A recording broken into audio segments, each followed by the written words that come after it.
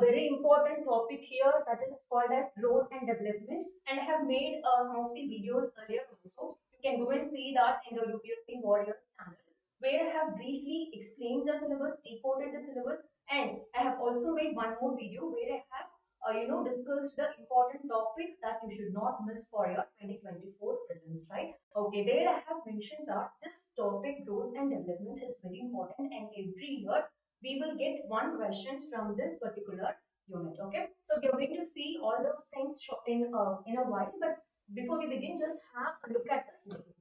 Okay, so what is the next part of your syllabus? It is about inclusive growth, government budgeting, and I already told you that this is very important because we had the full budget presented after the election this year, and when we have land reforms being asked on an alternate years also, and then effects of liberalization of economy, changes in industrial policy, food processing industries. This was again being asked in the recent years, and this year we did not have a question. Industrial growth, infrastructure. I was saying that infrastructure is again going to be very important, and then the investment models. So this is how the economic looks like. Okay, and let's now analyze how many questions are being asked from each of the units, right? So the growth and development, here we will discuss about issues related to mobilization of resources, like issues related to inflation, issues related to issues related to having the monetary policy mechanisms in the country, and how the government, any banks decisions are going to play a role. So holistic development, holistic view of how the Indian economy is progressing, everything will fall under this particular topic. Okay, so that is why it has becoming very important, and every year you can expect a question from this particular. Okay, okay, I think. I forgot to view the mic. Okay. So moving forward, we had 3 questions from agriculture. In the previous year also, we had almost 47 questions being asked from this particular unit alone. Okay, so that is why it is becoming very important. And then we had 2 questions this year from reforms, and then we have 1 question from budgeting and 1 question from infrastructure. So we will analyze all the questions in detail now, and this was the slide which was given to you in the video where I was discussing about the important topics that you should not miss out. Okay, see, I told you to give more importance to growth and development because every year we have 1 question. Okay, we received that, and then inclusive growth. It is again very important, and I will tell you how the questions are also being framed in recent times so as to understand the patterns and trends. And then we have government budgeting, that is, you have a question on expenditure here. Okay, and then we had questions from reforms also, and then we have 1 question where the question was related to millet, that is the cropping pattern. So this was also covered, right? Okay.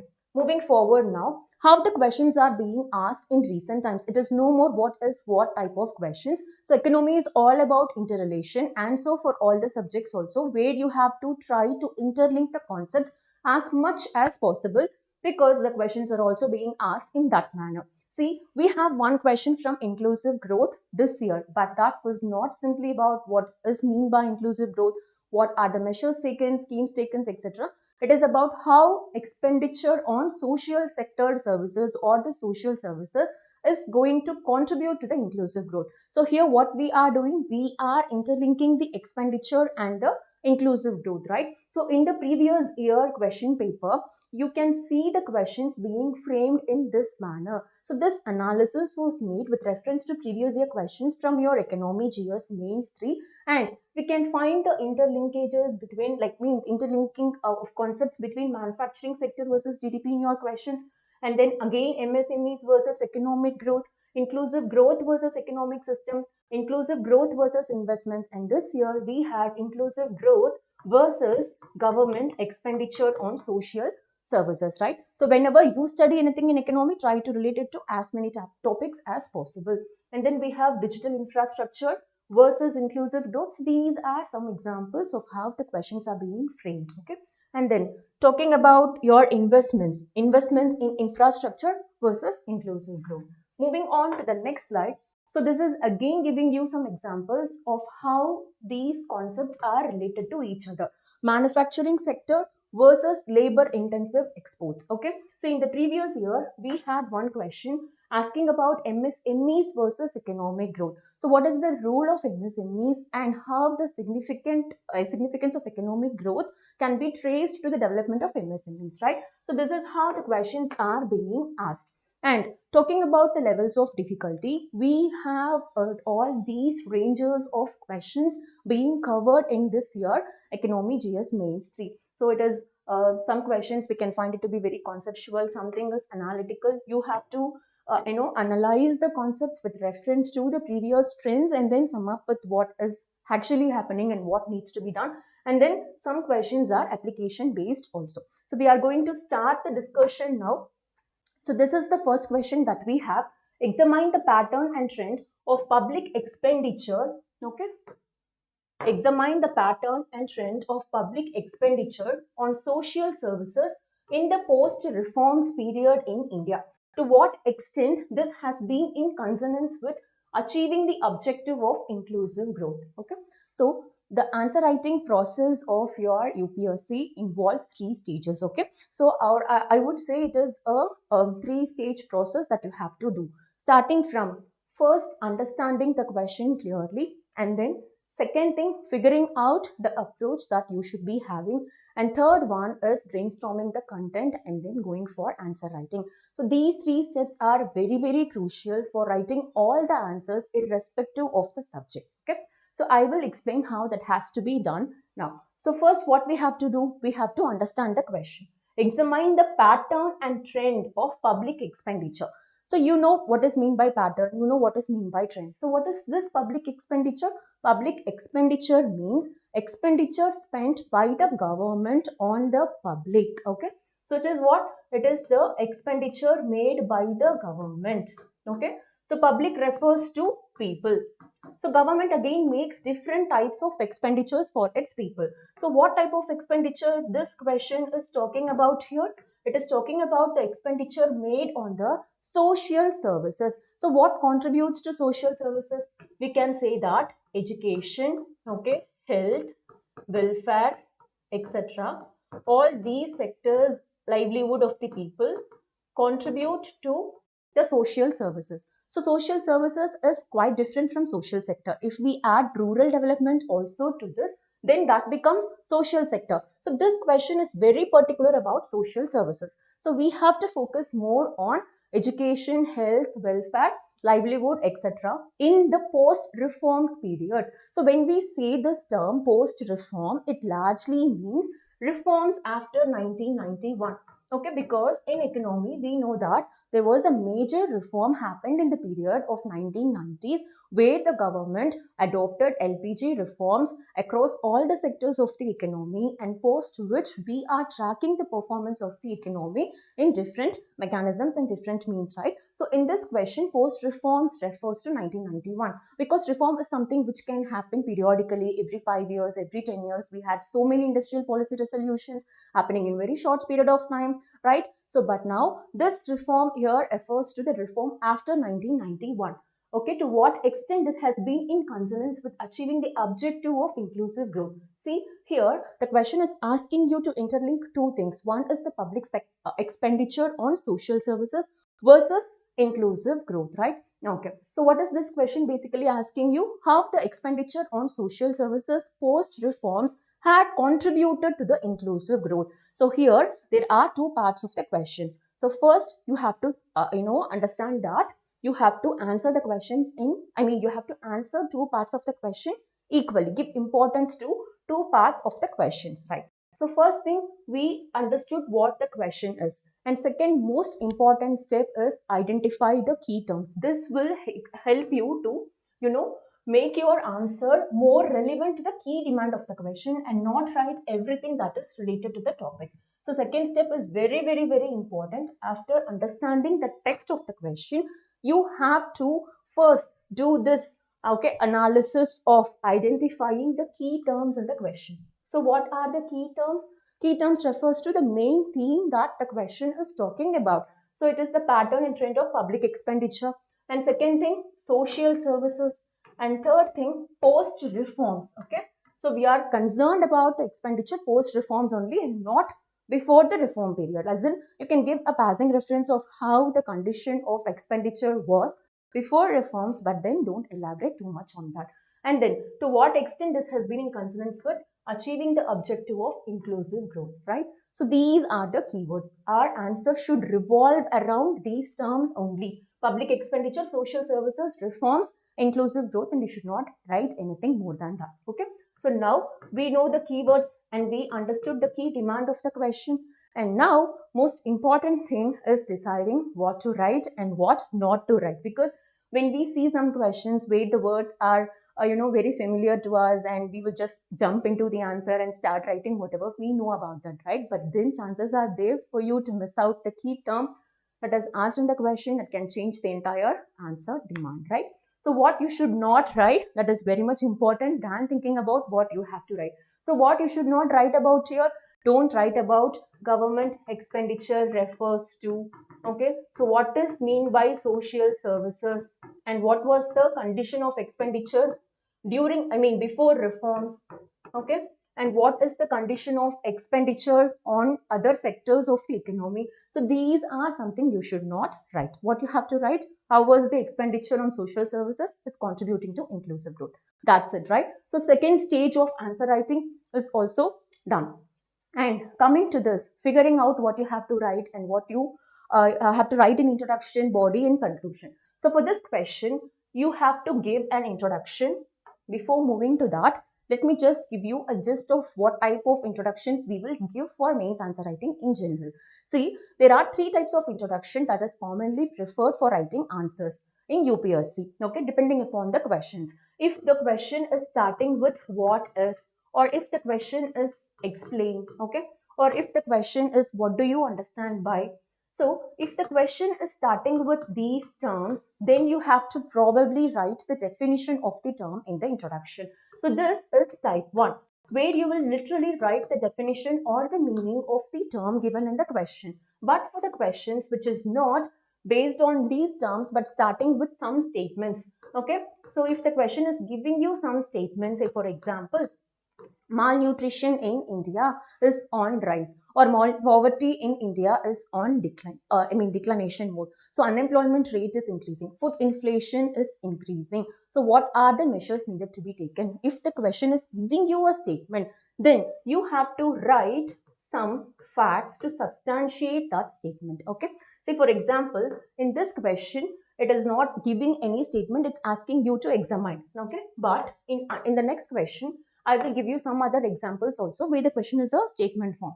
In that case, you can give some facts to substantiate it. But if the question is, okay, not giving the statement, but if the question is saying something and asking you to justify it, then probably you will have to write some content in the introduction which is which is aligned with the statement that is given in the question. Okay, basically here you have to write the context and substantiate it with some data if you have for these types of questions.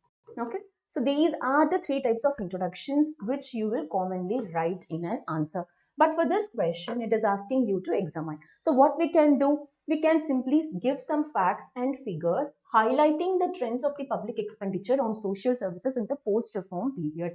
So this is a type of type 2 introduction. Okay, so what we have to do here is that the question is giving you a statement like it is not a statement, but then the pattern and trend of public expenditure on social services. So we can basically write some facts to substantiate it and then start with the answer. So what we have to write here, we can give some facts like in the post-reforms period, that is 1991 onwards, the public expenditure on social services is showing a mixed trend. We have a pattern of both increase and decrease in the social sector spendings. So this is just giving you an overall picture of how the spending is happening on the social sector services. And talking about the body, since the question is giving you this directive of examine, what we can do is we have to inspect the answers, the content that you are going to discuss in detail, and investigate the implications also. Okay, so this is the meaning of examine, and give more importance to these derivatives. In this question, the examine is given in the top. Okay, in some questions, you will have this being given at the end of the questions also. And what we have to write in the body, evaluate the patterns and trends in terms of areas, the social services areas the government was focusing, its outcomes and the challenges, and conclude with the way forward. So for conclusion, we will basically sum up the answer positively or give some way forwards, or if there is any challenges, we will highlight the challenges and say these are the important challenges that needs to be dealt with. Okay, so this is how the approach of your answer should be. This is the second stage where you will decide what to write in introduction, what to write in the body, and how to conclude the answer. Okay, fine. And moving on to this is the sample introduction that you can write for this question.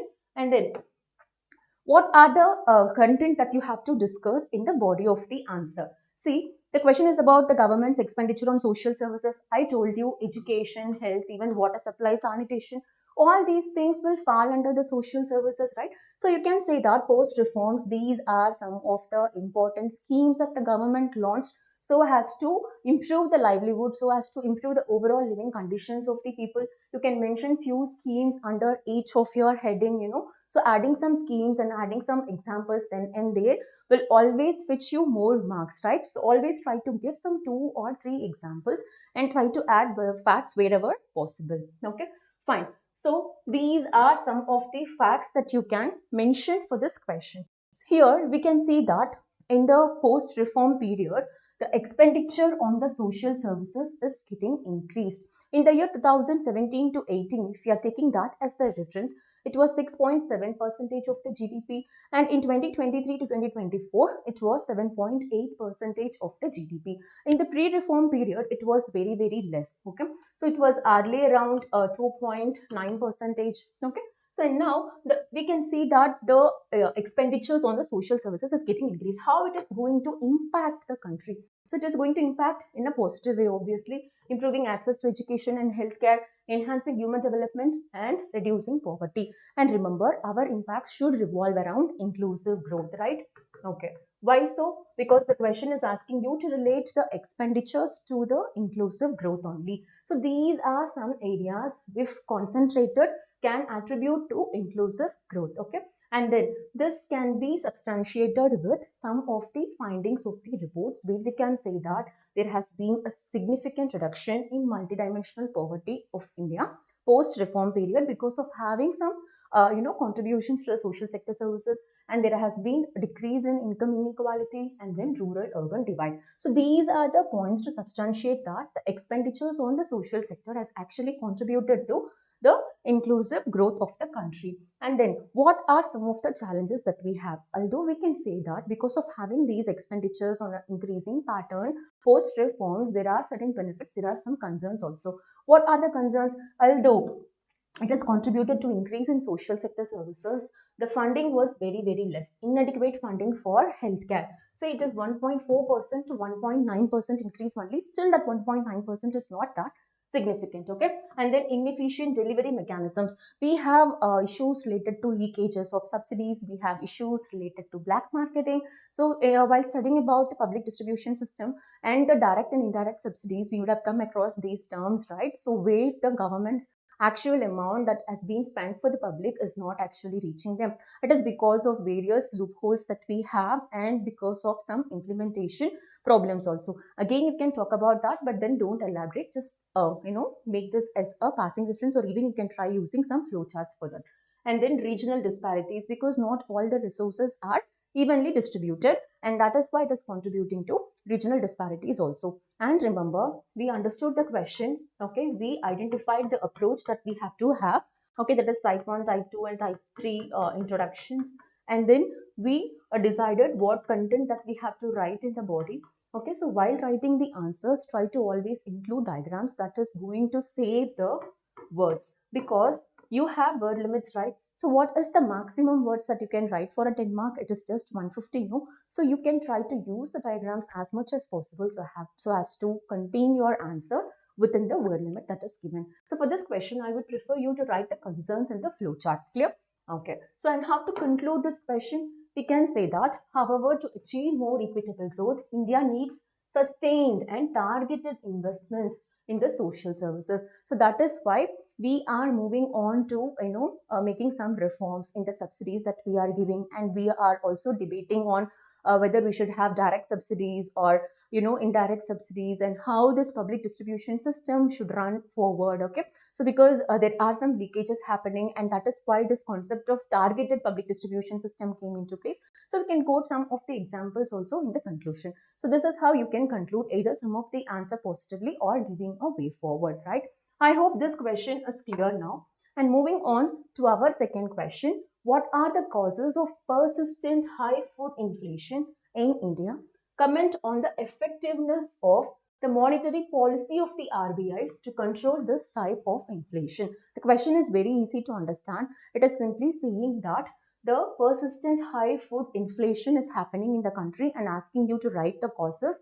And in the second half, you have to comment. Okay, so this is the directive that is given. You have to comment on the effectiveness of the monetary policy of the RBI. So what you have to do, again, divide the answer into two parts. First half of the answer should address this question, and second half should address this question, right? Okay, and then what are the keywords here? Keywords are the persistent high food inflation in India. We are talking about India and not the globe. And comment on the effectiveness of monetary policy of the RBI to control this type of inflation. Here, what is being asked is only the food inflation and not the overall inflation. So we have to write the answer revolving only around the food inflation. So what are the causes of it, and how the measures taken by the RBI to control it is effective. Either it is effective or not effective. So if you are asked to comment, you have to choose any one stance. If you are asked to justify, you have to write in favor of the statement. But if you are asked to comment,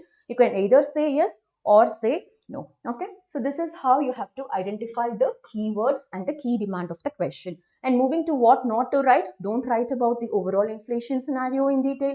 Don't write about RBI's monetary policy. Don't write about how the monetary policy is getting affected, or don't write about the monetary policy mechanisms like qualitative credit control tools. So these are something which you should not write for this answer.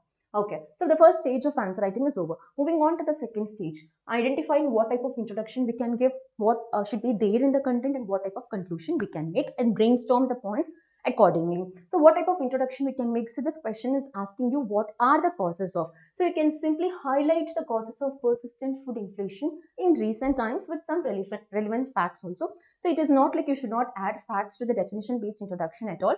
But then since it is asking you the definition or the meaning directly, you can go for it. But for some questions which is giving you the statement, then you don't have to define the term unless and until it is very necessary. We will see some examples also. It is not like always we have to follow this particular strict rule and all. But then if you have some facts to substantiate, you can use that. So this is about the introduction. And talking about the content, you have to choose between what type of answer that you are going to talk about, whether the transmission of the monetary policy by RBI is efficient or not according to you. So what is mean by monetary policy transmission mechanism? It is nothing but the process by which the RBI's policy changes are going to impact the economy and the inflation. So under the monetary policy, what the RBI is basically doing, it is trying to control the credit. It is trying to control the quantity of credit, quality of credit, interest rates, and its impact on the inflation, right? So if the measures taken by the RBI is actually reflected on the ground also, where we can see the inflation getting controlled and the economic activity stimulated according to the measures taken or not. So that is something called as monetary policy transmission. So under the monetary policy transmission, what we are basically trying to figure out, whether the mechanisms or the measures taken by RBI is working or not, right? So you can either choose to say yes and then substantiate, or say no and then substantiate. And then what you have to do, conclude the answer with a way forward for this question. So let's try to understand what type of introduction that we can give for this question. So I have added a value here, that is a fact here, with 8% year-on-year rise in food inflation in the recent times. Okay, so since November 2023, this has been becoming a persistent problem for the country. Okay, largely it is driven by supply side constraints. Okay, so supply side constraints, we will elaborate more about supply side constraints in the body of the answer, but for the introduction, this is more than enough. So I am linking another statement here so as to tell the examiner that I understood the question properly, because that is the main objective of writing introduction. you have to convey to the examiner that you understood the question properly, right? So here I'm saying that the causes of this inflation, okay, and the effectiveness of RBI's monetary policy is crucial to be understood. And then moving on to the body. So I said we have to start, writing this with the causes, right? So talking about the supply side causes, supply side means what? Supply side means the supply side mechanisms refers to the mechanisms in place before the particular product is reaching the market. It includes land, it includes labor, it includes raw materials, okay, it includes production cost and everything. So because of having issues related to this, we are having increase in price. That is called a supply side constancy. For example, whenever the raw material cost is getting increased, the material that you use to make any particular product is getting increased, the price of the product will get increased, right? So this can be called as a supply side factor of leading to inflation or the price rise, right? So in agriculture, in the recent times, we are seeing, in the inflation recent times, we are seeing that food inflation is remaining very, very high. Okay, so about 47% of weightage is being given to this food inflation in the overall weightage of our headline inflation. That is the severity of this food inflation and is largely driven by the supply side constraints, talking about your agricultural productivity and the transportation issues that we have. Okay, so it also includes demand pull factors, that is rising consumer demand and urbanization. That is because of rapid urbanization and because of changes in dietary patterns, like way people are consuming more foods in the western style, or people are consuming more foods according to their diets. Because of having awareness, especially after the pink revolution, we witnessed the rise in consumptions of seafoods and all, right? So nowadays people are consuming more millets. So because of this changes in consumption patterns also, we can say that the price can get increased because the demand will go rise, right? Okay, and then weather related shocks like droughts, heat waves, floods impact the crop yields. So this is again one of the causes for having food inflation, because in India the monsoon is very, very important for the cultivation of overall all the agricultural crops. But again, because of having a regional variation and the temporal and the spatial variations in the monsoons, we again have this agricultural production and productivity getting affected and differed across the different regions of the country. So you can add that also to this supply side constraints while you are talking about declining agricultural productivity as a reason. And in supply side constraints, you can also talk about the labor issues, right? So whenever inflation is happening, see, we know that food inflation is happening. Because of this inflation, what will happen? The laborers will demand higher wages, right? So whenever the laborers demand higher wages, again, what is going to happen? The cost of production is going to get increased, because labor is also one of the factors of production, right? So whenever the laborers are demanding higher wages, that is again going to increase the price of the product, because it is something which is contributing to increase in cost of production.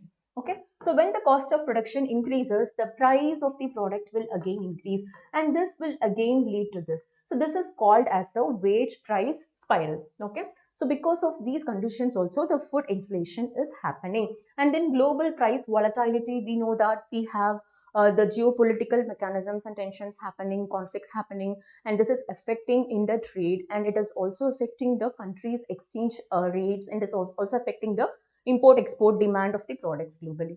And then hoarding and speculation. This is something which is always in place since the earlier days, right? So this is something related to black marketing and all those things. So these are the whole range of causes that you can have for, describing about the reasons for having food inflation.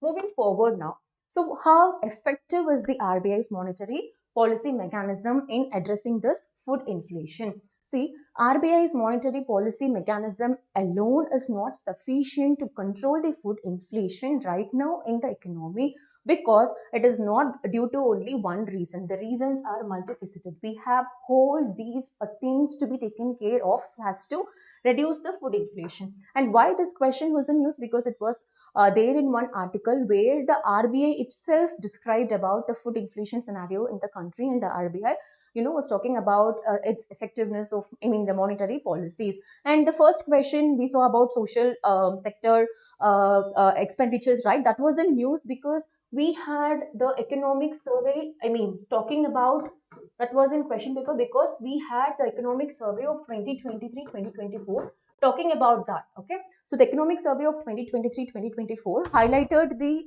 focus of the government in achieving the inclusive growth by spending more on the social sector services. So that is why that question was there, and this question is because of this article. You can find it in Economic Times. So what the RBI is saying is that although the RBI is not making any changes to the rate cuts because of having inflation, it is alone not sufficient to control the food inflation.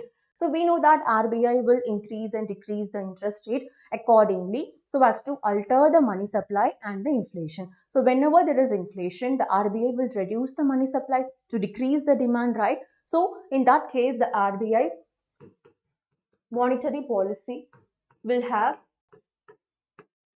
variations in the rates, right? So if there is so much of inflation already happening, decreasing the interest rate will further increase the money supply, again leading to inflation. So in that case, RBI is not going to decrease the interest rate, right? So it is continuously maintaining the withdrawal of accommodation stance in the recent times, that is making no changes to its interest rates. If you see the RBI policies decisions in the previous meetings, you can find that the rate cuts are not happening. It is largely because of food inflation, but again it is less effective. Why? It is having limited impact. Okay, so because the monetary policy cannot address the whole supply side issues that we have, and then food inflation with 46% weight in the CPI is contributing to more than 3/4 of the headline inflation. But RBI's policy around the adjustment of interest rates is not revolving only with respect to food inflation, right? So RBI's monetary policy of controlling the inflation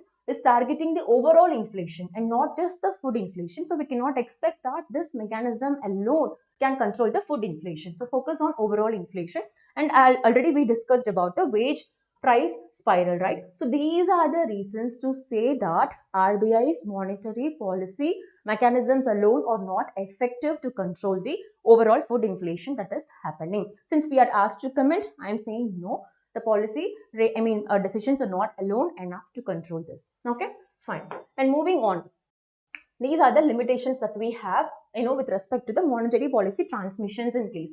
We discussed all these points in the previous slide. Okay, so because we have the limited impact on food inflation driven by supply side stocks, etc. So what needs to be done to enhance the monetary policy transmissions to happen properly? What we have to do is we have to improve the forecasting, and early intervention is very, very important. And we have to coordinate with government fiscal policy also, and then use some targeted instruments like sector specific, going for sector specific policy changes, and then focus on structural reforms to address the supply side constraints. So again, these way forwards can be given in the form of the flowchart also, so as to save your overall word limit, right? Fine. So these are some of the points that you can use it in the body for writing this answer. Moving on, conclusion. See, what we are saying, persistent high inflation in India is a complex issue and it needs a multifaceted approach. So this is a way forward based conclusion where we are saying that there are some limits and that needs to be taken care of by means of reforms. So you can either conclude positively or give some way forward. I hope so far everything is clear. So moving forward now, what were the factors responsible for the successful implementation of land reforms in some parts of the country? Elaborate. Okay, so these land reforms are being asked every 2-year once or 3-year once in the UPSC examination. So if you go through your previous year questions, you will find this. So this is a part of the static question, right? And again, a very easy question because it is simply asking you the factors responsible for the successful implementation of land reforms in some parts of the country. We know that the land reforms that happened did not yield equal results across all the states because certain states performed well, but certain states did not do it well, right? So the impact in the effect of the land reforms is not uniform. So this question is asking you the reasons for successful implementation in some states, right? Okay, we have to elaborate and the answer is for a 10 mark. So we know the keywords now. We have to focus only on the factors responsible. So what we should not write here? So do not write what are the different land reforms. Okay, starting from land consolidation, land ceiling, okay, and then going for the modern land reforms. So don't write all those things. And then of land reforms in some parts of the country, again you have to give some examples because the question is deliberately asking you to identify the reasons why the land reforms performed well in some parts of the country. So what should be your approach? In introduction, you can write the overall performance of land reforms. Although it is not uniform, it is quite better in some states. And then in the body, you can explain the factors responsible with examples and sum up the answer positively and mention about that is why the modern land reforms are in place to address the issue so as to have equal benefits. Okay. So now let's understand this with the help of the model answer. See, in introduction, we can say that while the implementation is being uneven across the states, some regions or some states of the India were able to perform very well. Okay, so especially we have West Bengal, we have Kerala doing very well, right? So we have to start the answer in this note. And this response highlights the factors responsible for the effective land reform implementation in India. And now moving on to the body of the answer. So what are the factors contributed to the better performance of the land reforms? We know that under land reforms, we had land consolidation, land sealing, we had traditional land reforms, we had, organizing the land reforms in place, etc. Okay. So in this, certain states like West Bengal, certain states like Kerala were performing better, but some states did not do better. So what are the reasons? It is because we have to write the reasons for why it is doing better. No strong political will. We have the communist governments in place in that regions. So this led to good performance of the states, starting from West Bengal, Kerala, and Karnataka. But states like Andhra Pradesh and in some other states like southern Indian states like Tamil Nadu, and you cannot find the land reforms having good results in across all the states except these three of the India at that time. And it is also because of the effective individual legislations taken at the state level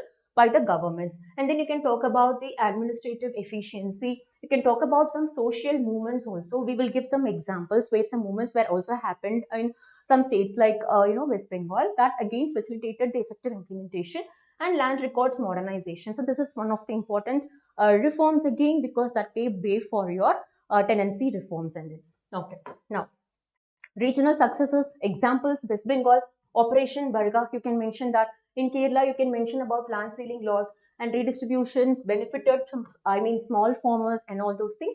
In Karnataka, again, it led to reduce the inequality. So these are some of the examples that you can mention here. And what are the key outcomes? Increased agricultural productivity. Again, you can use this as a flowchart.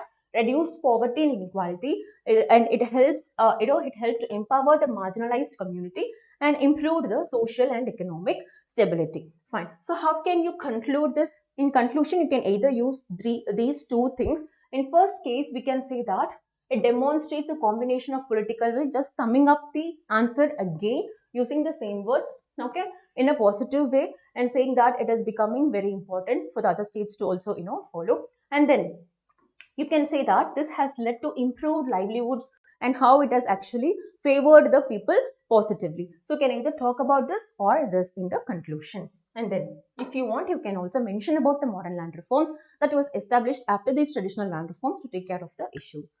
Now, moving on to the next question, explain the role of millets for ensuring health and nutritional security in India. Why this is asked? It is because 2023 was the International Year of Millets, right? And so it was in news, and that is why it is important. And here it is very direct that you have to just explain the role of millets in what?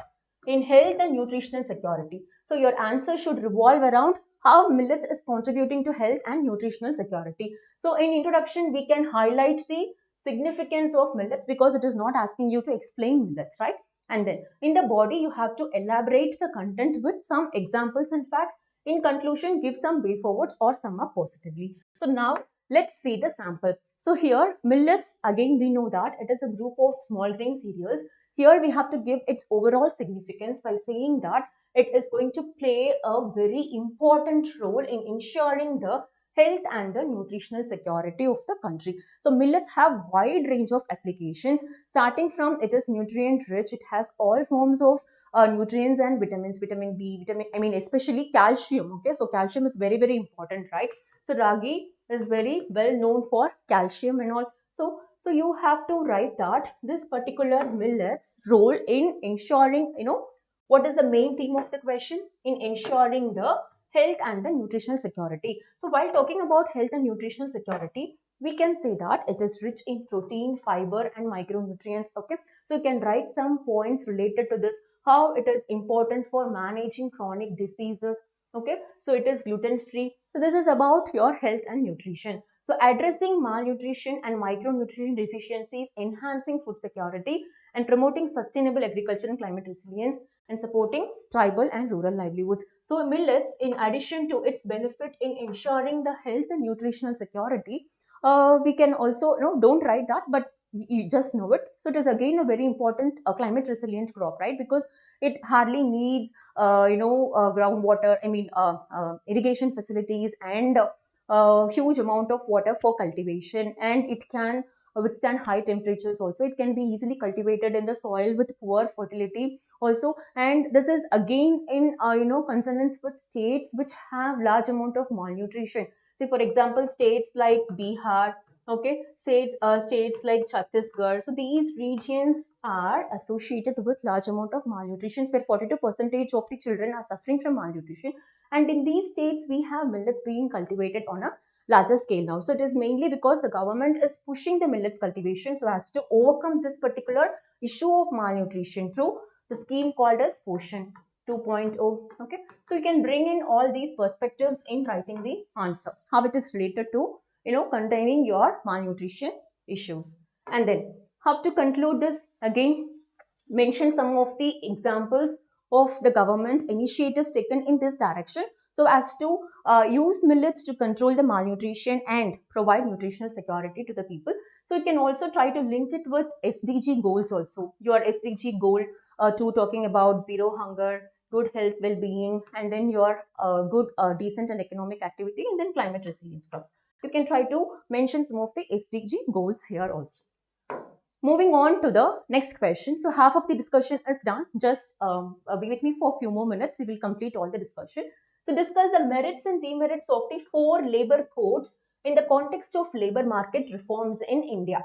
So what has been the progress so far in this regard? So it is again very simple question. It's directly asking you to analyze the merits and demerits of labor codes in the context of the labor market reform. So this falls under reforms part of the syllabus, right? Okay. So what you can do in the introduction is mention about the labor codes and their objectives, and in the body discuss about the merits and demerits and track the progress made so far in the labor reforms, and then suggest a way forward or conclude positively. So let's see the sample introduction now. So in the sample introduction, we are seeing the overall objectives, that is, it is going to enhance the economic growth, productivity, and worker welfare.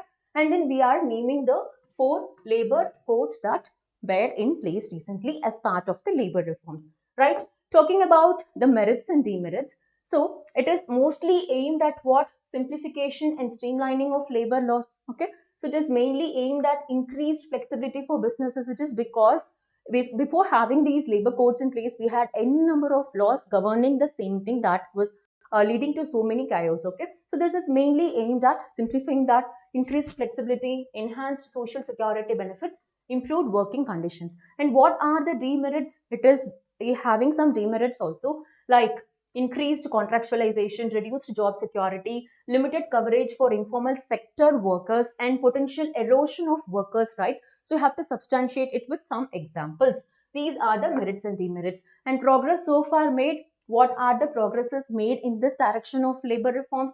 And then what are the challenges again ahead? You can put the challenges in the form of the flow chart. Balancing employer flexibility is very important with what? Workers' protections, and then ensuring effective enforcement and complaints is again very important, because so many schemes are actually good in paper, but in implementation it is not that good, right? So you have to mention about ensuring the effectiveness, and then addressing concerns of informal sector workers, because in India we have large amount of workforce from the informal sector only, and that has to be again taken care of. So these are some of the pointers that you can write. And again, in conclusion, we can say that while they offer benefits like simplified laws, etc., rights and informal sector coverage needs to be addressed. And then you can also talk about effective implementation coupled with enforcement is crucial for achieving the benefits of the labor reforms that we made so far. So this is giving you, giving a way forward type of approach to conclude your answer. Moving on to the next question, it is again a very interesting question because it is very direct. So we know that one question from infrastructure would be asked, and this year they asked about regional air connectivity. So what is the need for expanding the regional air connectivity in India? In this context, we have to discuss the government's Udan scheme and its achievements. It is very direct, nothing to analyze here. So start the introduction by highlighting the significance of having regional connectivity through airports. Okay, so in the body you will write about importance of expanding the air connectivity through examples where through some recent examples where the regional air connectivity was given. Okay, and then discuss the Udan scheme. Break the answer into two parts and then discuss the Udan scheme. For 15 mark you have to write 250 words. Okay, and then sum up the answer positively. Okay, let's see the introduction now. See, India's aviation sector aims to enhance regional air connectivity, boosting economic growth. These are some of the significances that you have: tourism and social development. So it is again going to cost a whole range of positive benefits for the overall economy. And now, expanding air connectivity is crucial for what? So this is the main part of the question in the first half, need for expanding regional air connectivity. So what I can do is I can either elaborate on this or I can make a flow chart or a pie chart. Okay, so talking about these things like bridging the geographical divides, increasing the access to remote areas, enhancing trade and commerce, promoting tourism and creating employment opportunities. You can use flow chart to write this or you can elaborate it with the help of a pie chart. And talking about the second half of the question, that is about Udan scheme. So when was it launched? It was launched in 2016. And what are the key features of this scheme? It is giving a subsidized fare price. It is talking about, it has the viability gap funding mechanism also in place, and it is exempted from airport charges. So these are some of the key features of Udan that you can talk about in the answer. And what are the achievements made so far? So talking about the achievements, you can say that 425 routes are being operational, and we have 56 unreserved airports already connected. So these are some facts that you can write to substantiate the benefits and the achievements of this particular scheme. Okay, and moving on to the conclusion. Now we can say that it expanded regional connectivity, making air travel affordable, and it is also promoting economic growth. It transformed India's aviation landscape, driving socio-economic development and then integrating India's diverse regions. So it is a very lengthy conclusion I have made deliberately so as to give some multiple ideas or pointers for you to write in conclusion. But ideally, for a 10-mark question, you have to write 25 to 30 words in the introduction and somewhere 20 to 25 words in the conclusion, and dedicate the rest to the body of the answer. And if it is a 15-mark question, you can write some 35 words, 30 to 35 words in the introduction and 25 to 30 words in the conclusion. And again, this 150 and 250 is not always fixed. Plus or minus some 10 to 20 words is again in 15 words is fine. Okay, moving on to the next question. I hope so far everything is clear. Moving on to the next question. What are the major challenges faced by Indian irrigation system? So this is again from your agriculture. In recent times, state the measures taken by the government for efficient irrigation management. So we have three questions asked from agriculture. One, we had this, millets question, and then we had this particular question of Indian irrigation system. So where you have to introduce by highlighting the overall challenges in the irrigation system and then elaborate the challenges with causes, write some measures needed, and then conclude with the way forward. Okay, fine.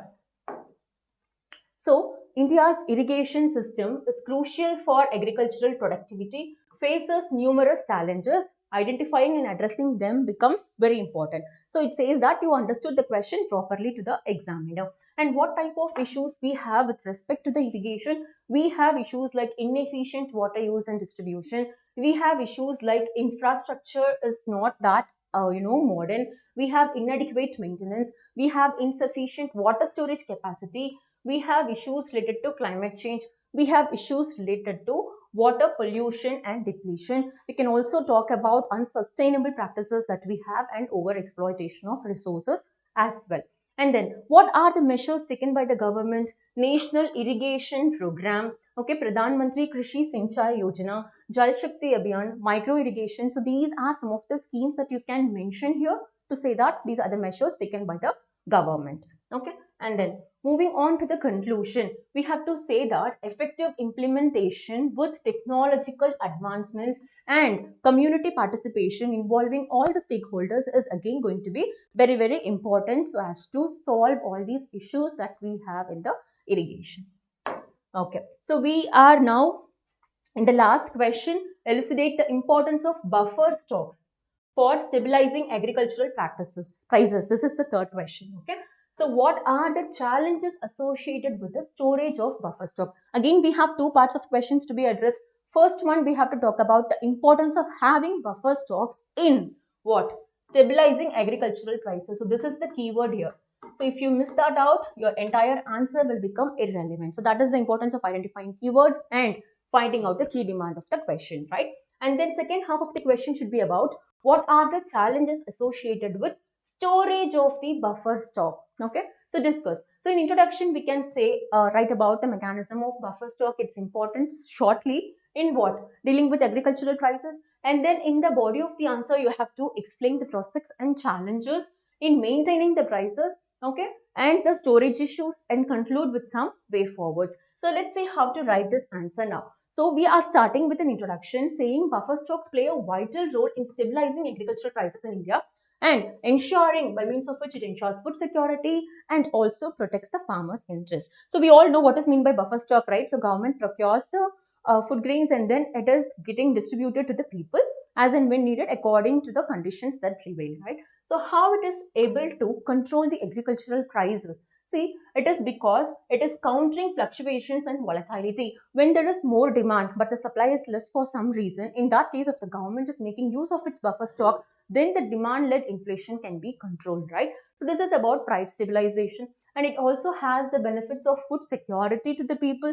In addition to controlling the agricultural prices, it is providing food security, and that is again going to reflect in the economic activity and then reflect in the production and the prices. And talking about farmers' production, preventing distress sales, market intervention, regulating supply and demand. So these are certain things that can have an impact on the prices. So what are the challenges associated with storage? Infrastructure constraints. So we have lack of cold storage facilities as a major issue across all the sectors, right? So you can talk about infrastructure constraints. You can have words related to the storage losses because of storing it for a long period of time. Tons and tons of products are getting wasted every year, right? So and then it also leads to the additional operational cost and maintenance led financial burden. And then the quality maintenance again needs to be very, very important so that the product is not getting affected or rotten before it is reaching the consumer. And the logistics and transportation costs. Okay, so these are some of the challenges or the issues you can also talk about when there is a question related to the public distribution system. Okay, so these are the challenges, and you can use these pointers to talk about whenever there is a question related to direct and indirect subsidy, what type of subsidy you have to follow, what are the advantages and disadvantages of direct and indirect subsidy, because PDS is given subsidy, right? So there you can talk about these issues also. Okay, and talking about the conclusion, it has to be addressed through investments in modern storage, infrastructure, facilities, technology. Effective buffer stock management system will enhance agricultural resilience, protect farmers, and ensure affordable food prices for the consumers. So I hope all the questions are clear now. So this is from my side. Next, I would like to call Nandini ma'am for discussing the environment and science and tech questions. Thank you so much.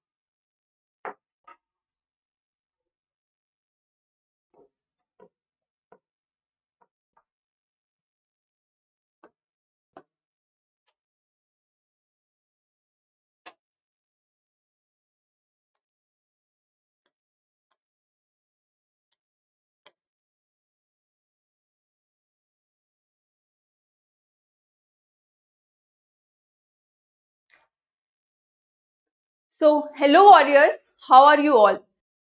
I am here to discuss about the next section of this question paper that is divided into another category, which is disaster management, which is internal security, science and technology, and environment and ecology. We are going to comprehensively discuss about all the four topics in relation to the questions that have been asked in today's examination in today's GS3 paper. But before that, I would quickly like to know if I am absolutely audible and visible to all of you. Can someone please in the chat box confirm the same?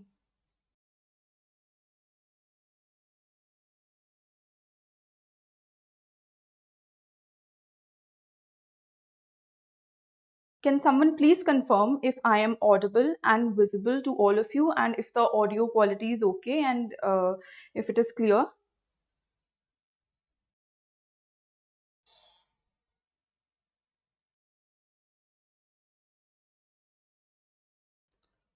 Okay, so I have got a heads up from the team and we'll quickly begin. So the questions that have been asked, I have structured it in a format wherein we have, essentially talked about the question in the order as to the very structure that should be there in your answer while you are writing your mains answer for these particular subjects. So we'll be quickly discussing about what all are the important points that are required to be mentioned while we are addressing to the questions related to these four subjects. Starting up with question number 5, which is the question number 1 for this session, is what is the present world scenario of intellectual property rights with respect to life materials? Although India is second in the world to file patents, still only a few have been commercialized. Explain the reasons behind this commercialization. So in this particular question, we need to address the very aspect of intellectual property rights as to what are intellectual property rights. That would be our starting point, and we need not to dig deeper into this because this is a 10-mark question. This is a 150-word question, and hence we'll be just overviewing this particular aspect as to what all should be the important aspects that are required to be covered while we are addressing this question. Then we'll be talking about, post introducing to the topic, we'll be talking about the intellectual property right with respect to the life materials. We'll essentially cover this topic, and then we'll relate this particular aspect with the second part of our question, wherein we talk about why India is, even after being the second largest country to file patents, is not getting the products commercialized as such. It is not getting into the market. So we'll quickly discuss it. As I said in the introduction, we just need what are intellectual property rights, what is intellectual property. So we can break down this particular term into two: intellectual and property. So anything that encompasses of your cognitive abilities and you have built a product out of it is an intellectual property. It has got certain regulations, certain legislation that basically govern this aspect, wherein a person can actually find and file the patents and claim the property as his or her own. But in this particular aspect, what the problem is that even after we are doing all of it, we are unable to commercialize it. We'll explore why. So once we are introducing to the intellectual property thing, we will then claim, we will then write about the aims and objectives that are granted to this category. So the aim and objective of this particular right is that it allows people to profit financially or gain popularity via the means of product that they have developed. Number two, it tends to promote an environment where creativity, innovation can thrive, and it also tends to strike a balance between the public interest and also the product development that has taken place via the person's ability. So that is something that we would write into our introduction. Post we are done with it, we will write how the ethos is challenged as the very first place, why ethics are so important, and what is the problem when it comes to the life sciences, when it comes to the, say, biotechnology aspect. So what happens is that in terms of live material, the legislation, the legal aspect is very complex and dynamic. What happens is that in US and EU, which is European Union, the legislations are very stringent, they are very strict. The patent filing is done in a way that okay, they are, you know, safeguarded as such. But in a country like ours, everything is on the loose end.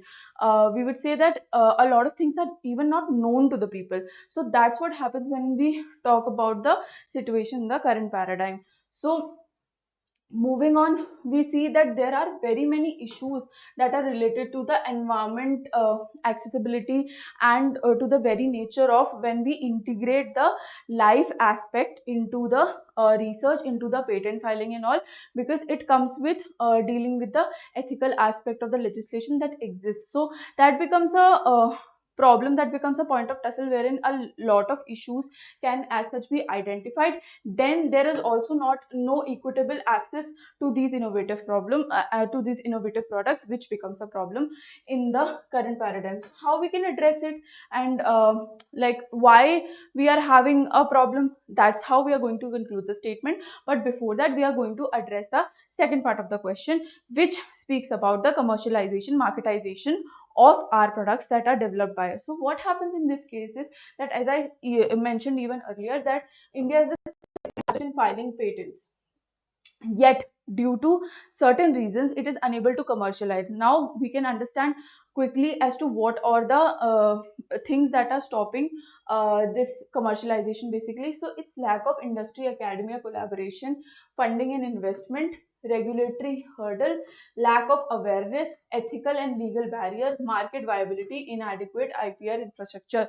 So as I said that there are no stringent legislation as such. There, the laws related to IPR are not very made in a structure way. So that becomes a problem, because of which what happens, because of which there are a lot many hurdles that come into the way while a person goes to patent filing. And even after when the patent is filed, what happens, that there is a certain gap that comes across when there comes the question of collaboration with the industry specific. Suppose I have developed a camera today that tends to integrate artificial intelligence with, say, human effort. Then if I don't have the accessibility to, say, the companies which majorly are dealing in the camera aspect, then my innovation is of no use, it will just go in vain. And meanwhile I will find a way, the lot of alternatives will come up, and soon after the alternatives have come up, the product will become cheaper and my product will lose its popularity as such without even coming into the market. So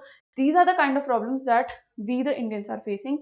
And hence, like, while we talk about the problems, we must talk about a way forward as to deal with all of these situations, and that could serve as a appropriate conclusion for us. Supposedly, in order to address this, we can refer to the way forward, that we need to promote more and more collaboration, we need to start investing, we need to make people sensitized, we need to educate people in terms of IPR, in terms of creativity, in terms of intellectual property right, and in terms of developments that are happening, because we are constantly thriving towards self-reliant India, Atmanirbhar Bharat, and these particular things would, get us a lot further while we'll talk about all of it. And if we indigenize all the aspects, if we indigenize our resources, this is going to essentially serve as a plus point in order to survive in a situation where in for a lot of things we are dependent on others. So that's pretty much about this question.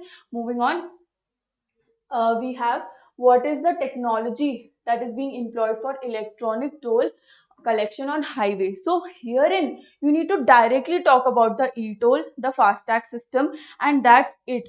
The questions in this time GS paper 3 are very direct, and hence, like, while you are in a word crunch, while you are essentially addressing to the questions that are of 150 word limit only, then you need to be straight up to the point, and that's what we are going to do herein. So we are going to quickly answer this particular question first, and then we'll relate it to the advantages and limitations, post which we'll talk about the proposed changes, and how this entire process could be made seamless, and would this transition carry any potential hazards. So as we can see that there are not one, not two, but 3, 4, 5 questions in just one question that has been asked. So we need to address para wise para, just to address to this entire question, and need to identify the keywords all at the same time. So that's what we are going to do herein. We'll start with the tech for ETOL. That will talk about the first part of our question. We'll talk about the radio frequency ID that is majorly stuck on the windshields of our vehicles, and that tends to just swiftly deduct the amount. It's a prepaid thing. We need to talk 2-3 lines about that. Then we have to talk about advantages, wherein advantages are what? It reduces congestion, time, fuel efficiency. It is cashless, so the cash burden is also taken away.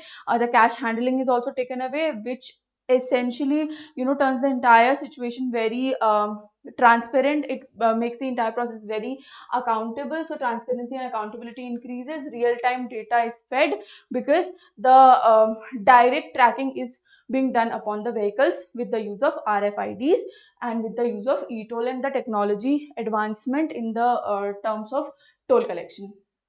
Now the limitation of this particular thing is, the disadvantage of this particular thing is that the initial cost and setup is very difficult for the people who are not very handy with technology. They might find it very difficult, and also it takes a lot of infrastructure, not infrastructure as such, but it takes a lot of cognitive overload as such, as in people find it very difficult to reach out to a person, and then that person would allocate a RFID to you, then you will stick it. Then recharging is a problem because it's just not a one time thing. You need to recharge it all over again and again, since a prepaid thing. So it becomes a little bit of a limitation for the people who are not that tech savvy. Then there are tech glitches, because technology it's although a facilitator, but sometimes it hinders the process also. The glitches may occur because at the end of the day it's just the machine that we're talking about. Then interoperability, because we see that at certain places, although this is a nationwide thing, but at certain places still caches are being taken, the FASTag scanners are not there. So what happens, that interoperability becomes a problem. So this particular thing must be nationalized as such that nothing else is used. Then we have privacy, data privacy concerns, because we see that the real time data is being shared with everyone. So that's the problem, that the privacy becomes an issue. And in our country the privacy laws are very stringent, they are very strict, and they are taken care of very seriously. Then inconsistent infrastructure, as I said, that it is not applied on nationwide as such. Then what are the proposed changes? What are the changes that could limit these limitations as such? Then the proposed changes in this technology are again technology based only, which is GPS based toll collection.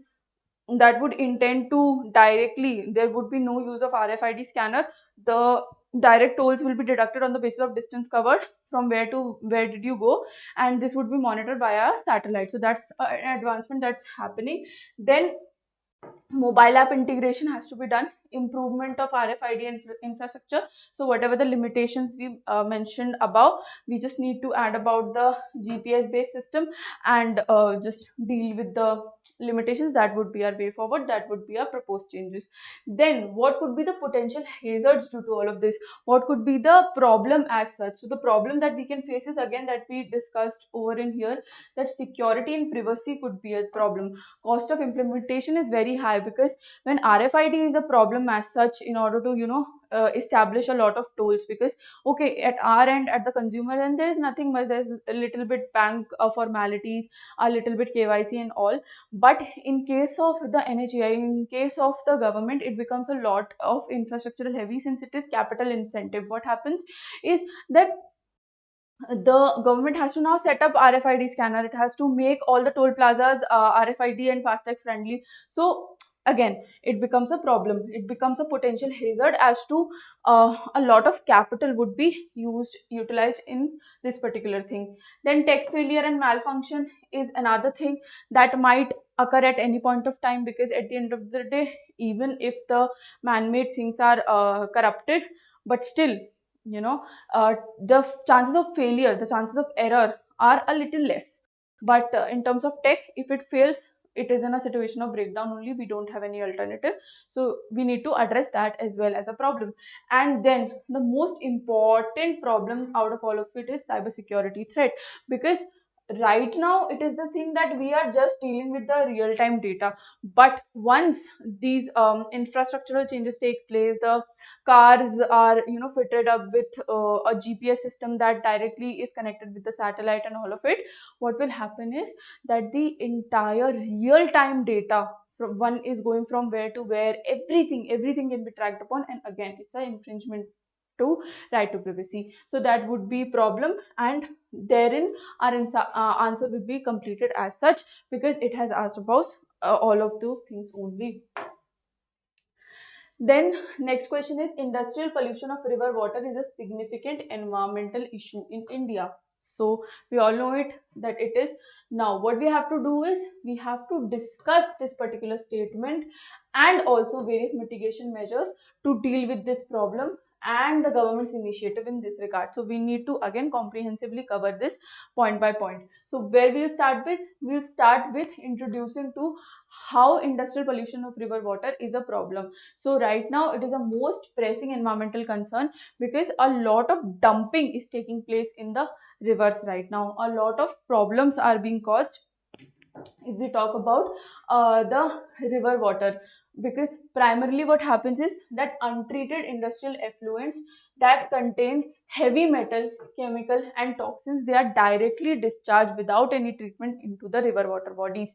What it results in? It results in the pollution of the river water, and in turn it also makes our ecosystem dirty, our river ecosystem very bad, and that essentially leads to one thing from another, and then the entire cycle is disturbed, because again in the food ecosystem it's just not the fishes, it's also the flora, the fauna, the entire aspect of it, since it is a biome in itself, and hence we need to take care of it, and that's why this is a problem. Now how we can deal with this problem? We can deal with this problem by improving our effluent treatment plants. So we need to, number one, make sure that we do not uh, we do not put away the waste in the rivers directly. We need to treat it, and in order to treat it we need to have the effluent plants working very right. We need to strictly monitor and comply with all of it, and if in case there are a situation that there is in any way the discharge is happening, then what we need to do is we need to penalize the people. We need to talk about that, okay, if you are breaking a certain law, then we are not going to deal with it ऐसे ही, we are essentially going to talk about it, we are going to punish, and that's should have been the case. We need to be very strict regarding all of this. Then as we are segregating our dry waste, wet waste, medical waste, all of it, we need to again while discharging the water into the rivers, we need to also segregate the waste into hazardous. Cleaner production technique must be used, and then in order to apply all of this, we need to also partner up with a private entity, just so managing all of this becomes very efficient. So that's something that we need to do in order to combat the industrial river pollution. The programs, the initiatives that we can essentially talk about in order to address this particular answer and complete it is again the Clean Ganga, the Namami Ganga program, that is very famous. Then we can talk about the NGT, how NGT plays an integral role in terms of mitigating environmental issues. Then we can talk about the pollution control boards, as they also keep coming up with something or the other.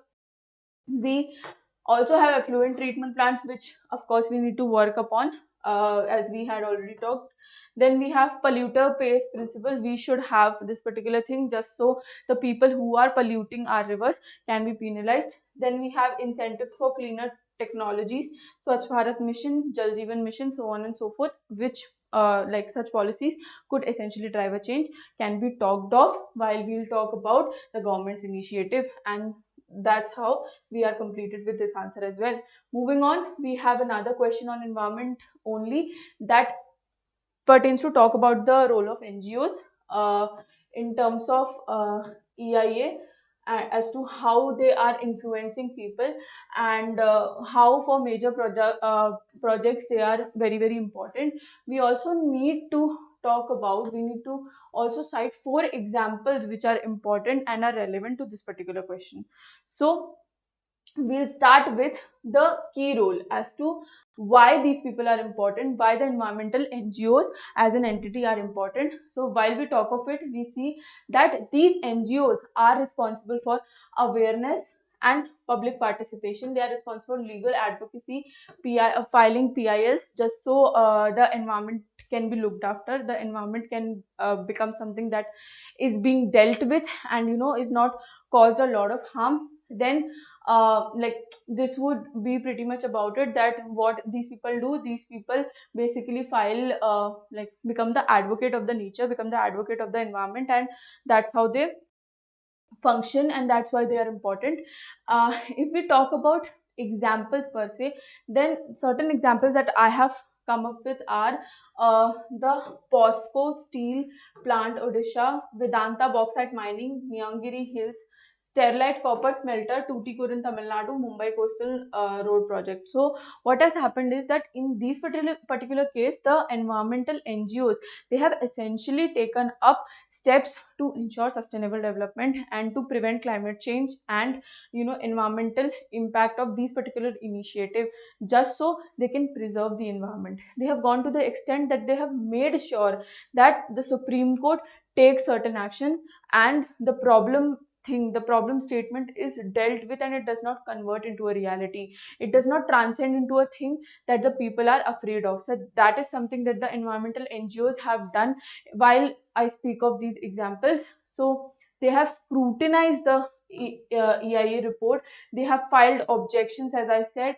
They have used legal channels to balance the development and environmental conservation. And in India, you will see that certain high profile projects are even marked by these particular people, marked by these environmental NGOs, that okay sir, whatever you want to do, it's fine, but you need to also take steps for the conservation of our environment. And if in case, like this was a current affair, that if in case there is a problem with respect to identifying that okay, you cannot at any cost deal with the situation and you have to cause harm to the environment, then you have to give something back to the environment. And that is something that is even the talk of the town while we talk about green credit, while we talk about the even the great bustard case that is happening in Gujarat, as in it's a endangered species. So that's how people are coming up with that okay, if you are doing something, if you are say deforesting 10 trees, then please make sure that you plant 50. And that's how they're trying to manage and mitigate the entire process, and hence these people become very very important.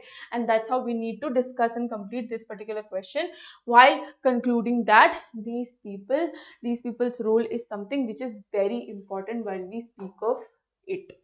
Then next question is, explain how narco terrorism, this is a question on internal security, narco terrorism has emerged as a serious problem across the country, and how we can what we can do about to counter this particular thing. Again, this is a 150 word question.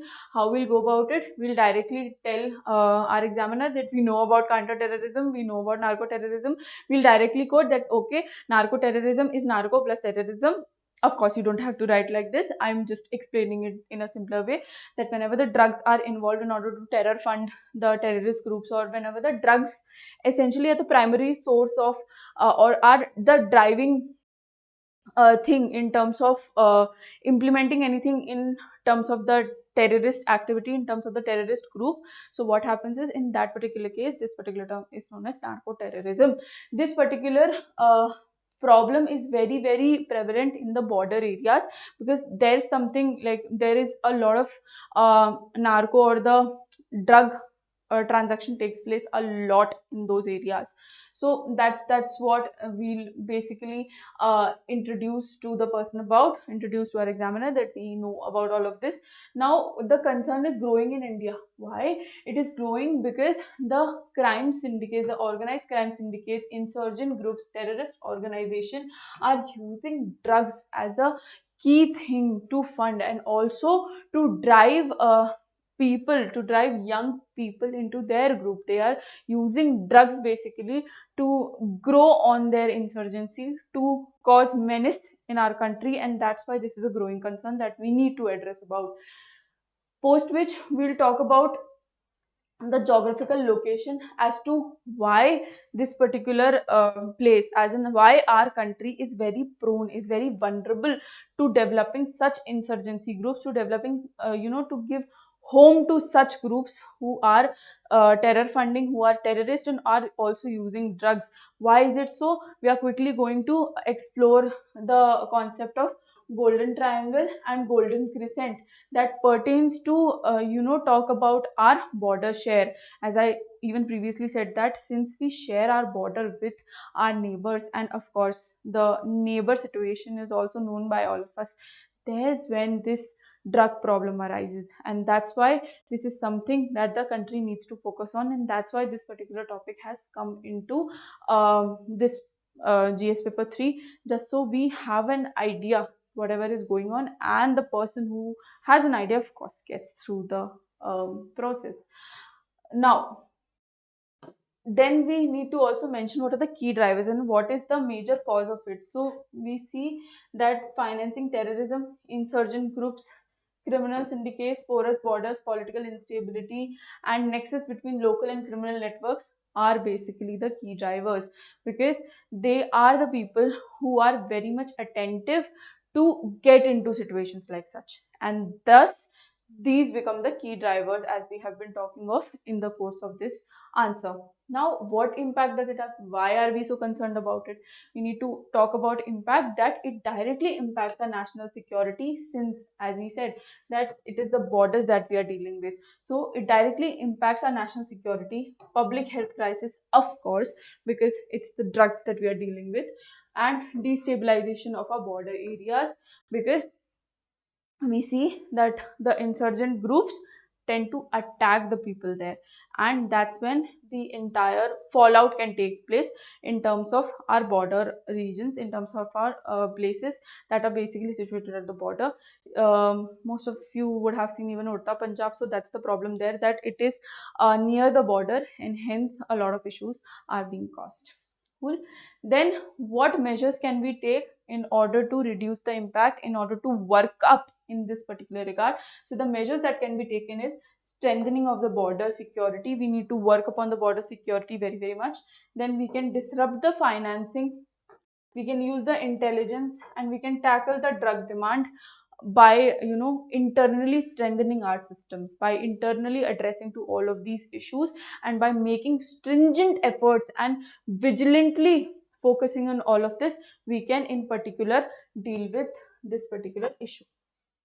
Next up we have very direct question, which is about the Digital Person Data Protection Act that was in news recently, which is in 2023. So this is pretty much direct, and we need to address it in that way only. So what we'll do, we'll first introduce to the DPDP Act. So what is DPDP Act? It's the landmark legislation that regulates the processing of personal data while ensuring individual privacy rights. Privacy is a burning topic right now. We even had a lot of questions related to it in our GS paper 2, and even in GS paper 3 we see that the term right to privacy is coming every now and then. So that's the thing, and we need to do this particular thing because we are increasing our usage, we are increasingly putting our personal data out there on the internet, and hence safeguarding this becomes important, and that's what this act deals with.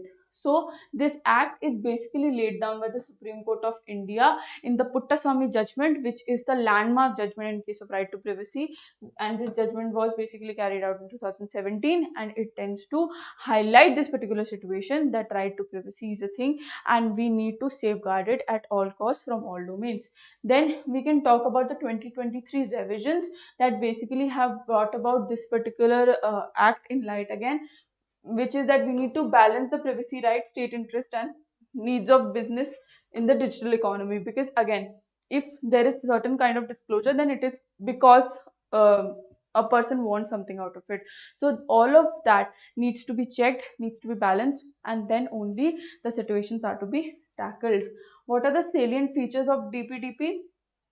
So while we talk about an act, we need to talk about the salient features, we need to introduce to the topic, we also need to talk about the merits and demerits, and that is something that will complete this particular answer, and that's what we have been doing here. So the salient features of this Data Protection Act is that the purpose and applicability is very nice.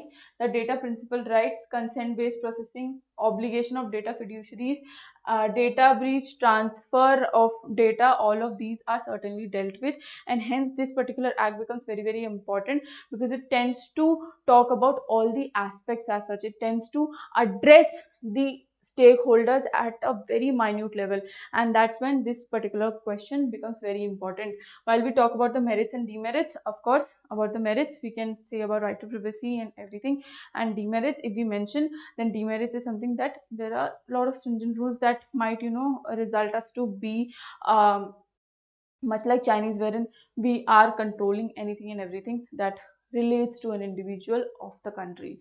So that's how we can approach this particular answer. Moving on to the next question, we have: the world is facing an acute shortage of clean and safe fresh water. Okay. What are the alternative technologies which can solve this crisis? So we need to address to the issue of clean water. Then what we have to do, we need to suggest the alternative technologies, and then we have to briefly discuss any three technologies citing their key merits and demerits. Pretty obvious and pretty straightforward, so we'll deal with it in much similar way. So if we talk about the shortage of clean and safe fresh water, then a lot of problems come into play. There is climate change, there is extensive use of human resources, there is problematic developments that are happening in certain areas, then there are key issues that majorly are contributing to the environmental factors, and in turn impacting the availability of clean fresh water. That's how we are going to start up with a question, followed by talking about the alternative technologies that could help us deal with this crisis, since again I think it is two to the amount of clean and fresh safe water we have is close to 2 to 3%, and if we need to deal with this particular thing, then we need to make the best out of what is available to us. And to make the best out of what is available to us, we need to have alternative technologies that can essentially pertain to talk about the cleanliness and hygiene of our fresh water, so that we can consume it. So the technologies that can be used are basically that we are going to discuss as examples also in this particular questions are desalination, which means nothing but reducing the salt content, the salinity management of water sample. We'll talk about water recycling. That is a very ongoing trend that is happening in most of the urban cities, because there is again lack of water. Then there is atmospheric water generation, which is a rather more new technology that basically uses condensation as a technique in order to bring about the clean water.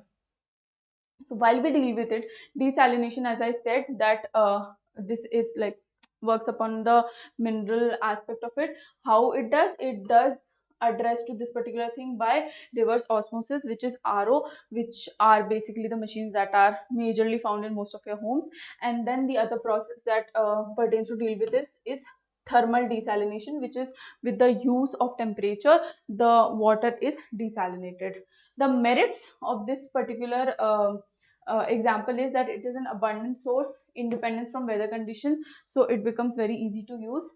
Then demerits are that high energy consumption, because they run on electricity and of course then thermal energy, and then due to high energy consumption, it is a cause of environmental concern as well.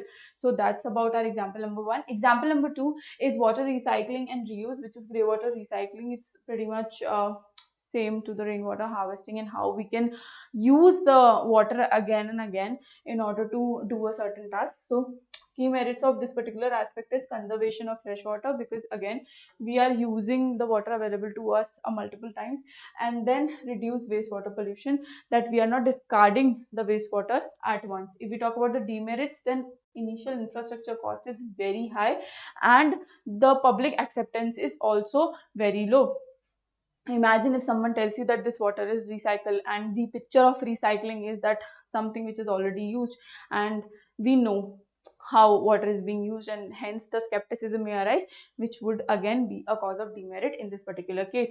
If we talk about atmospheric water generation, then it's about extracting water from the air through a condensation process, H2O, extracting H2O from what? From O2, as air is just not oxygen, it's a combination of a lot of things. So the air is captured and it is condensed as such, so that water can be taken up, water can be condensed out of it. Now how does this happen? So the machines called atmospheric water generation use refrigeration, which is freezing up, uses refrigeration techniques to capture moisture from atmosphere and convert it into drinkable water. That's how this particular thing happens. Now merits is off-grid water source, sustainable in humid regions, because the water content in humid region is high in the atmosphere, so it becomes like a very easy process. And demerit is that again it is infrastructural intensive and it is weather dependent. If the weather conditions are dry, then of course we cannot extract water out of it. So that's about it. Moving on, it's the 16 questions which has its relevance from the current affair. If you would have like for the people who are religiously following the newspaper, they would have read about the new mini moon that we are getting for close to what, 52-56 days. That is not a moon actually, but it is an asteroid, so it is essentially in relation to it. So what the commission has asked, that what are asteroids, tell me, and how real is the threat of them causing extinction of life? Because a lot of people say that if something will hit the earth, then of course it is going to cause damage. And what strategies have been developed to prevent such a catastrophe? Because of course we are well prepared, we are disaster prepared also at all times. So is there anything that is happening in this regard, and if yes, what? That is something that we are going to deal with. So what are asteroids? Asteroids are nothing but small rocky objects that are present in the outer space. They couldn't become a planet, hence they have been named another entity. If they come near the earth, they are also known as near earth objects, and if they hit the earth, then they tend to cause damage also.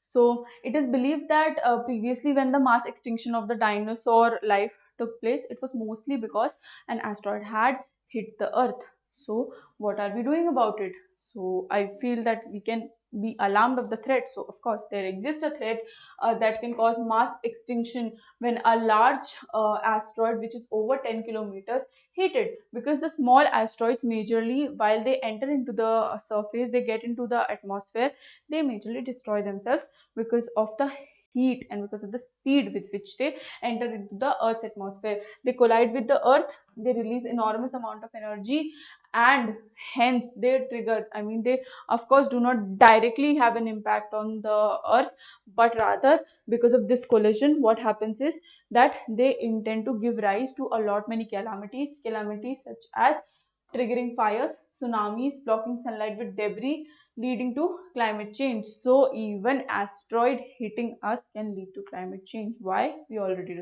discussed.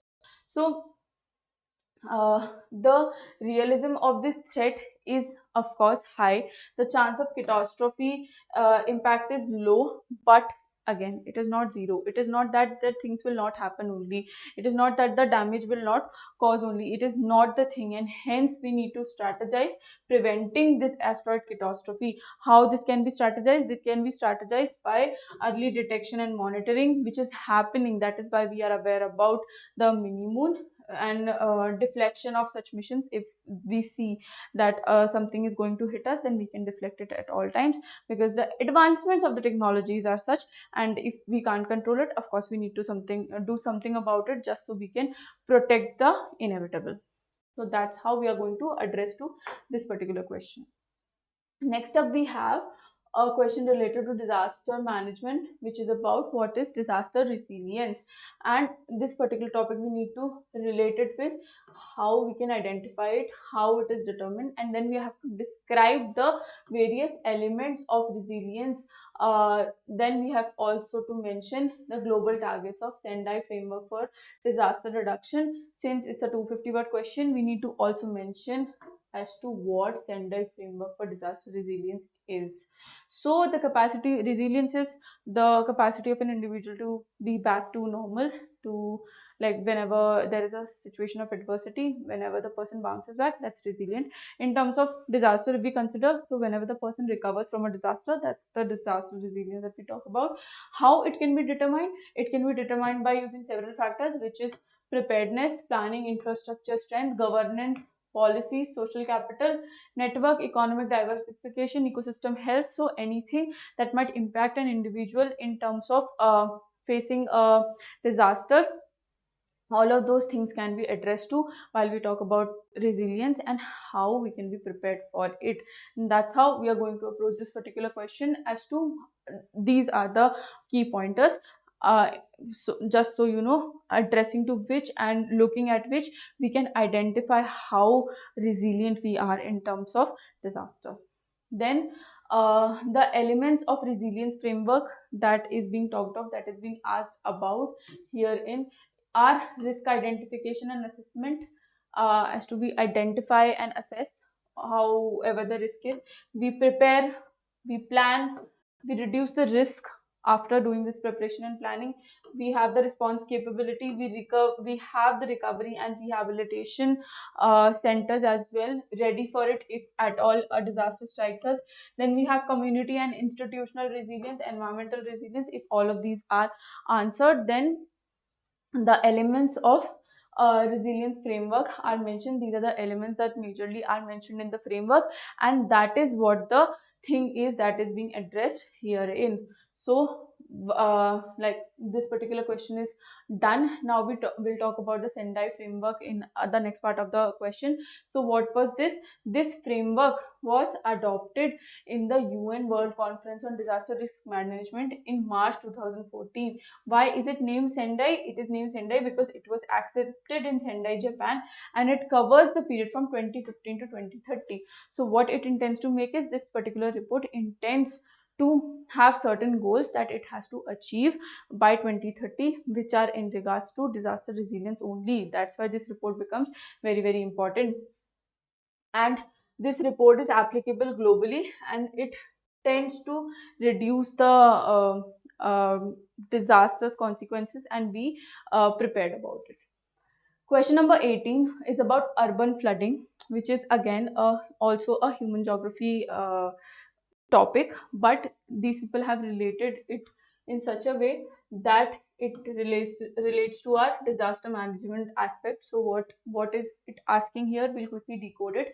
Is that flooding in urban areas is an emerging climate induced disaster. Discuss the causes of this disaster.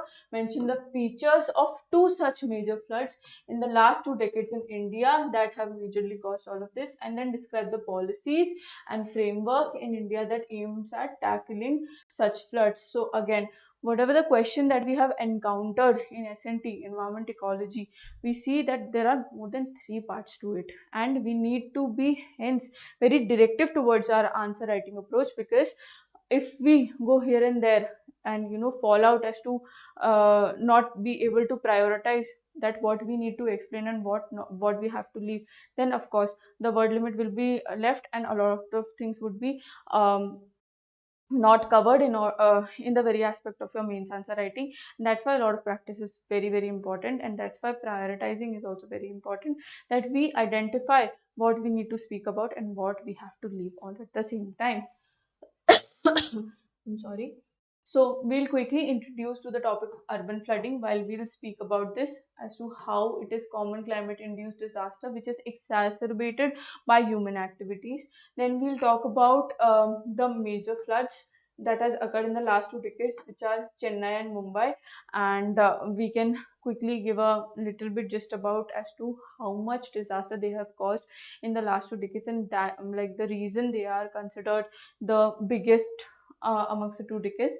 Then we can talk about the policies and frameworks that basically are measured to tackle urban flooding in India.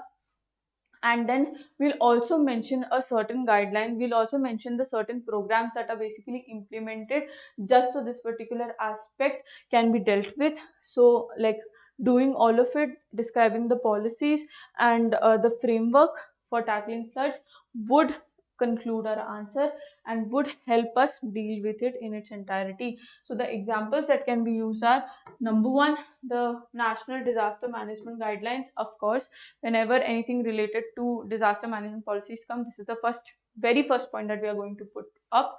Then we have Atal Mission for Rejuvenation and Urban Transformation, which is the Amrut Yojana that most of the states have incorporated as such in order to prevent this particular situation, also mitigate a lot of other related issues. Then we have National Water Policy, we have Smart Cities Mission, and we have Pradhan Mantri Awas Yojana Urban, which in a way tends to bit by bit talk about what it tends to talk about the problems that we that majorly caused the problem of urban flooding.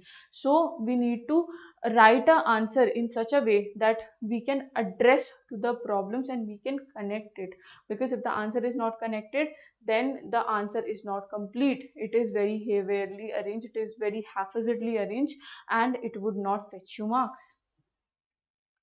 Moving on to the second last question, we have questions related. The next 2 questions are related to internal security. So we'll quickly discuss as to what we can mention in these. These are also pretty direct, as in like since the analysis we have been doing for the 3 papers along with essay, we saw that GS paper 2 was a little bit tricky. Rest GS paper 1 and GS paper 3 are the ones that are directly putting up questions, that are directly talking about what they actually need from the aspirant.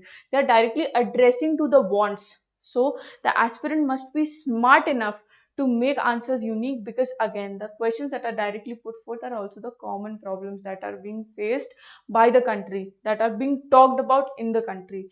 And hence, like, having the unique aspect is what will make you stand out, and that is what is important while we have this subjective approach in our mains examination. Moving on to the question, we see the question is that India has a long troubled border with China and Pakistan. There's a long standoff that is happening with contentious issues. What are those issues? We need to also talk about it, because it is asking us that examine the conflicting issues and security challenges along the border. We need to address the issues, examine it, and also understand why they are being caused. And then we have to talk about the development that are happening by BADP and BIM.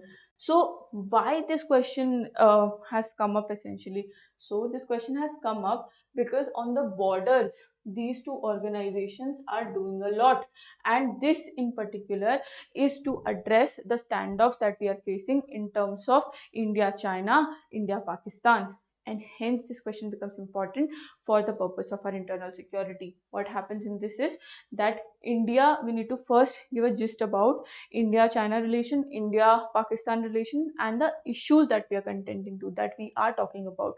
So we are essentially going to speak 2-3 lines about India-China, India-Pakistan, and then in those paragraphs only we are going to mention the problems, because the geopolitical, geostrategic, and ideological and border issues, they exist at the same time. But then there are differentiators also. Like if we consider borders with Pakistan, then the dispute that we usually face is territorial dispute. There is cross-border terrorism, there is ceasefire violation, there is also water dispute. And when we talk about China in particular, we see that there are territorial claims. There are not disputes, they are claims. Then we have infrastructural development issues, military presence at all times, Siachen, and patrols that are majorly happening because the conditions at the borders are not right. So that's the two kind of problems that we are facing. Now these two problems, however, they are like the border problems only. They are dealt with two different initiatives that are like in there by the government. Number one being BADP, the other one being BIM. Both of these schemes address to different issues, and they tend to make the environment, make the situations on the borders very calm. So after discussing about the introduction, after telling about the standoffs, after telling about the specific issues that the countries are facing, we will move on to the next part of the question, which is discussing about BADP and BIM. So while we talk about BADP, what BADP does, that it aims to promote the integrated development in border areas to improve the quality and strengthen national security. It also focuses on infrastructure development, livelihood generation, and community participation. Similarly, if you talk about BIM, then BIM aims to enhance border management through improved infrastructure, including roads, border fencing, and surveillance system to ensure better security and control. All of it, what they essentially intend to do, they essentially intend to address the problem of what? They essentially intend to address the problem of internal security. And that's when these two things come into play while we talk about India China and India Pakistan, as to these particular organizations, sorry, these particular schemes per se are making a great difference, and hence these are important, and these are going to, tackle the problems that we are facing on the borders. The last question for the day for GS paper 3 is about social media and encrypting messaging service poses a serious security challenge. Most of y'all must be very sensitive about and very possessive about your data, and that's what it is being talked of, because social media is something that takes up a lot of your personal data. So in order to address this as a problem, as a security challenge, we'll approach this question in the internal security way, in that particular way. Then we'll talk about the measures that have been adopted at various levels to address this implication, because of course, if the encryption has been there for a while and the encryption policies differ from company to company, person to person, state to state, and country to country. That's why it becomes very important that we address to it today. And then we also have to suggest any other remedies to address this problem. So that suggestion, that way forward, should come from us. I'll give you a perspective as to how you can approach the answer, and then you can do whatever your brain says to ask for, because you all are much more tech savvy than I am. So yes, so initially we'll talk about what are social media platforms and what are the encryption principles, what is it actually, and then we'll talk about how this particular system has transformed over the time, and has been causing significant security challenges to the country's internal security. We are going to deal with it. Then we are going to talk about the issues that are being caused, because initially we are just introducing that there exists certain. So the issues that are majorly being caused are spread of misinformation, privacy concerns, radicalization, extremism, cybersecurity threats. As in, people are becoming very uh, reserved to the thought that if certain things works a certain way, that should work a certain way. So that is not how things function, that is not how policies function. That's the point that is covered in the aspect of radicalization, the privacy concern, because again, national security is par, of course. Privacy concerns as an individuals are very important, yes, but then if the individual is not infringing the national security on his or her own, then why these social media are challenging the same?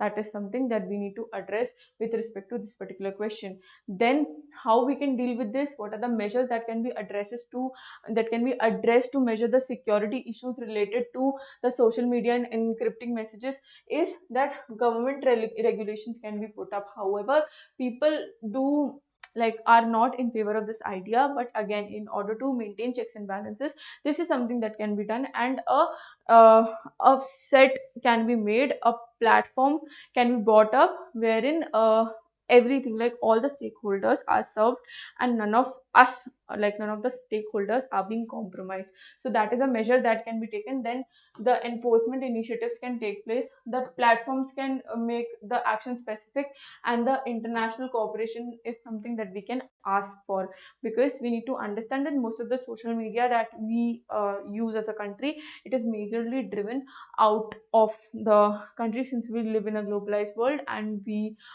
do promote the exchange of certain activities, information, application, and whatever facilitates our work. We do appreciate that and we do promote it, and hence it becomes important that we address this particular issue while taking everyone into consideration. Else we'll become a country which is basically dictating the individuals that you need to act and behave in a certain way to be a certain thing or to address a certain issue.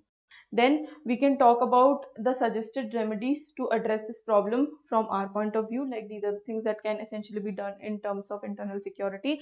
But in terms of our point of view, what we can do is we can work upon strengthening the legislation. We can have public awareness campaigns. We can invest in tech. We can promote digital literacy as to make everyone aware that what actually is the case. Then we can also create a national cyber security plan, and that's how we can approach this particular topic. As such, we can make use out of all of these pointers that are mentioned and bring out the best answer as we can. So with this, we come to an end with the discussion of GS paper 3. We hope that the team of UPSC warriors is able to cater to the needs of the aspirants who are in the middle of the preparation or are planning to give the 25-26 attempt whatsoever, and they did like the session. And like, if you do, like, if this was informative for you, please do not hesitate to like, share, comment, and subscribe to our channel, which is UPSC Warriors by Unacademy. We'll also bring the GS paper 4 analysis tomorrow, and we'll speak about it. We'll majorly go live say by 10 a.m. Whatever the schedule will be, we are surely going to put up that on our channel. And with GS paper 4 discussion, we'll essentially cover the entire general studies paper that was asked in the mains paper for 2024, which is this year.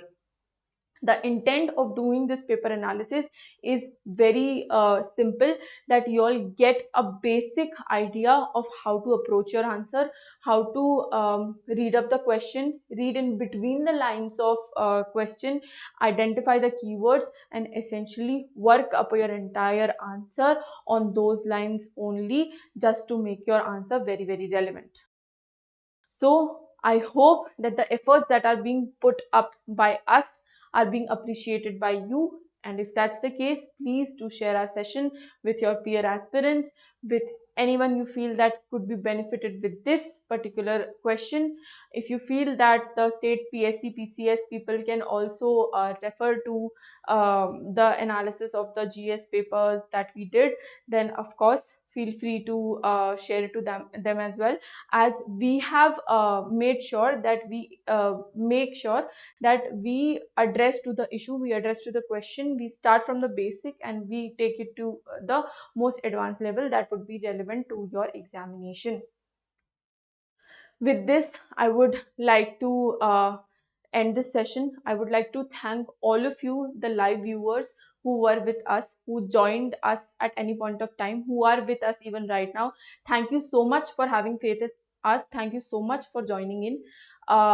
We are surely going to put up this as a recording as well, so you all can at any time revisit this.